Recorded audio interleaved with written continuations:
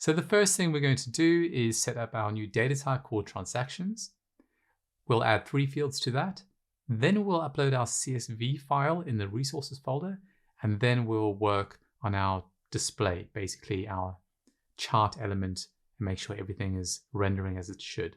So let's dive in. So over on the data tab, please create a new type called transaction.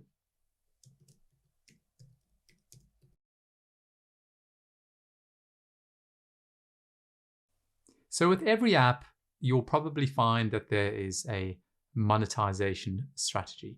So basically we're creating this transactions data type, we're importing our CSV data to basically mimic what transaction data could look like, a very simplified version, okay?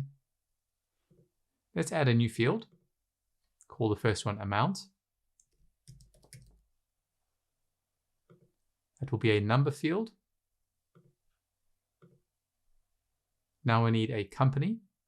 For instance, which company is paying for this subscription or this particular payment.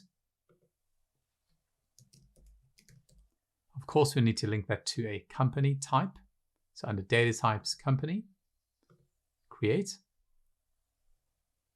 And we do have a created date. So remember I talked about in the previous section about value over time. That's what we plot on a chart, value over time. And in order for this chart to plot value over time, we're going to just create a dummy field for now called created date as well, or just date, because we need varied dates. If we had to upload all of this data, the created date would just be the same. So that's why we are creating another field just with some dummy data with a range of different dates. So we'll say date. So the date that the transaction took place, and that is of type, basic type date. Okay, but naturally, every time Bubble writes something to the database, creates a new row, it will include the created date stamp. So that's what I use in my apps, okay?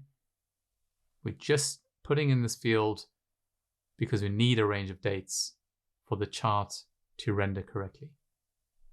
Let's head over to app data now. And let's go to upload.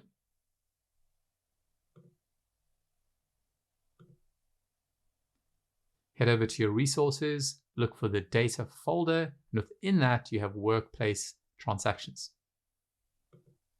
Okay, uploading. I'm going to select the type of data to be a transaction, and then I'm going to map fields.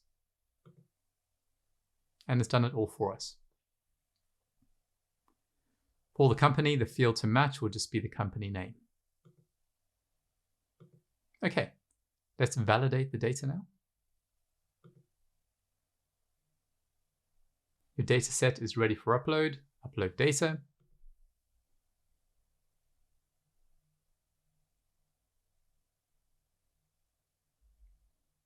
Fantastic. Let's close that.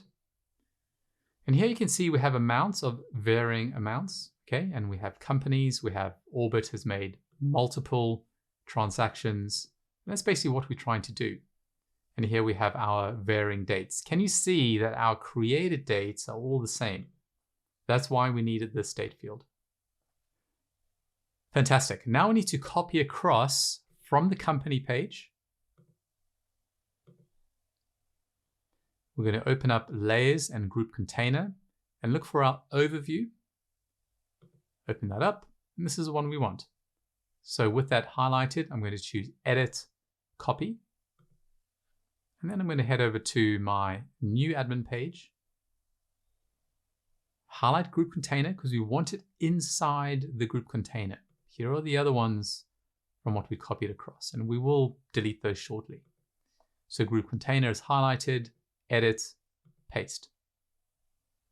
Okay, bring up the property editor by double-clicking in overview. And on the conditions tab, it will match.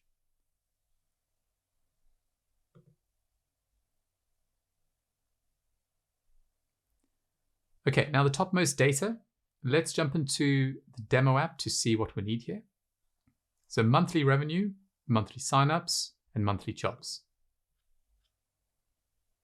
And we're actually not configuring anything here. This is just for display purposes, I can see we have a search for jobs field. Maybe we'll do that one.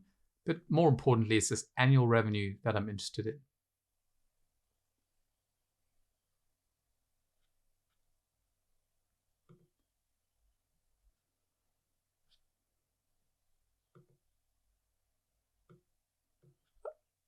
Okay, back to our app. I'm going to click on group 7 days and just copy and paste that. What we need to actually do is under group analytics, if we bring up the property editor on the layout tab, is just remove the max width here so it spans edge to edge.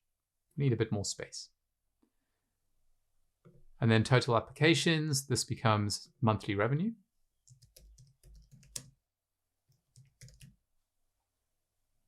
Let's add in a placeholder. I'm going to clear this expression. Just type in a large figure in there. And while we're at it, let's just name this all correctly. So group total becomes group monthly revenue.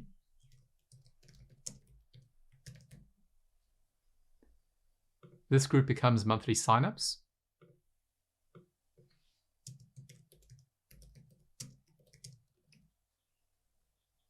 Let's change the label to monthly signups as well.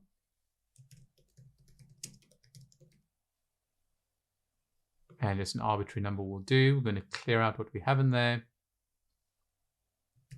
Let's say 1024, business is booming. And the last one, we're going to rename the group to monthly jobs.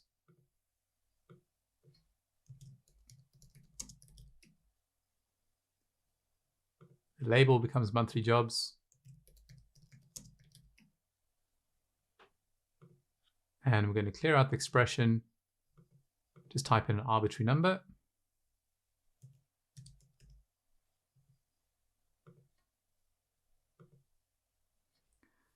Okay, and this is very basic in terms of analytics.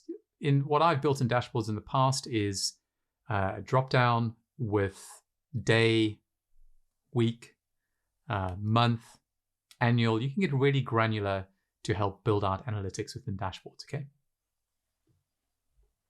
Now over to the chart. The first thing I want to do is just grab some text and get it inside this group chart and then call it annual revenue. Okay, on the layout tab, let's just remove the min width and the min height. And we need to add some gap spacing inside the group chart. So let's do that and just add 20. Nice and neat. Okay. So we've got some data to play with. And currently we're searching for applications and we're grouping it by creation date. Very well. Instead, we're going to search for transactions. Let's have a look at the grouping. Because what we're trying to do here is group per month. So how many transactions happen in this month? What is the sum total of these transactions? So group by, and we're currently creation date. We're going to change that to date. Okay. Remember what I said? Creation date is the more natural one, but because we've uploaded data, the creation date is all of the same date, today's date. So we're going to choose this date instead. Type of grouping is this time going to be a month. Choose interval of every single month. And where do we need to start? Well, the first time a transaction was created. We could also set it to, let's look back at the previous year. Let's do search for let's do search for transactions. I'm going to remove that. I'm going to click on close. And then we do want the first items. And instead of create date, again, we just need to change this to this temporary date field that we created. Okay, but the start date is another value that could be dynamic. So if you want your users to be able to, or as an admin person, to be able to get more granular, you can have a drop-down, link a drop-down's value dynamically to this expression to say, give me the last week, month, year, up to you. The last 9 months between two dates, whatever you like. And here we're looking for the sum of the amount. So each month, what is the sum of all of the transactions that occurred? And let's close. Okay, so the value expression bubble has already changed to the current point sum of amount. Perfect. Looks like the label expression is correct with our date instead of current date, and we've formatted that. Now, the next thing I want us to do is actually scroll down slightly and look for customize tooltip number formatting. Check that box. And what we're going to do is customize when we browse over these little tooltips. Bubble's going to actually tell us the sum amount. I want it formatted as a currency. So drop down, choose currency, large numbers. I'm not going to choose a decimal place. We are going to choose a 1000 separator, and we're going to choose US dollars. And I think we might actually be ready to view this.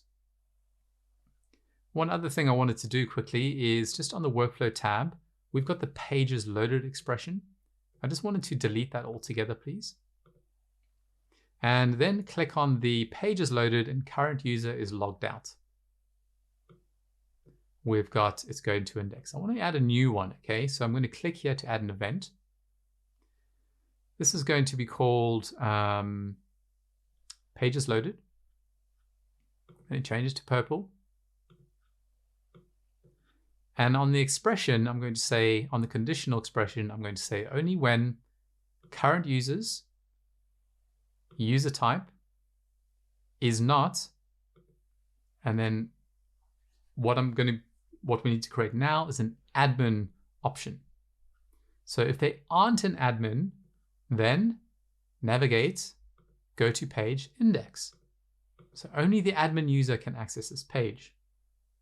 Okay, so on the data tab, let's head over to the option sets, please. Go to user type and just type in admin. Create. Now we can go back to the workflow and finish this off. So if the current user's user type is not admin, therefore it is candidate, company, or someone else without an account, go to index. Okay. Before we test that, we do need to update our own user account as an admin. So I'm going to click on data, head over to app data, go find our users, and find your own account. Here is mine here, the first one created. I'm going to add my user type of admin, and then I'm going to click on save. Okay. Okay, so let's now run as your own user account. I've just gone ahead and removed the debugger bar for now. Here is my image top right-hand corner. And if I click on overview, here we have some data. You can see the formatting with the numbers. These are summed up. And it looks like we just need to fix up the labels for our months. So let's head over to the design tab. Let's just do this one thing, then we'll take a break. So the label expression says current points date formatted as, and we're just looking for the month here, okay? So month, month, month. Let's add one more M, so it's a full month, April. Okay, let's preview. Refresh the page. And look at that.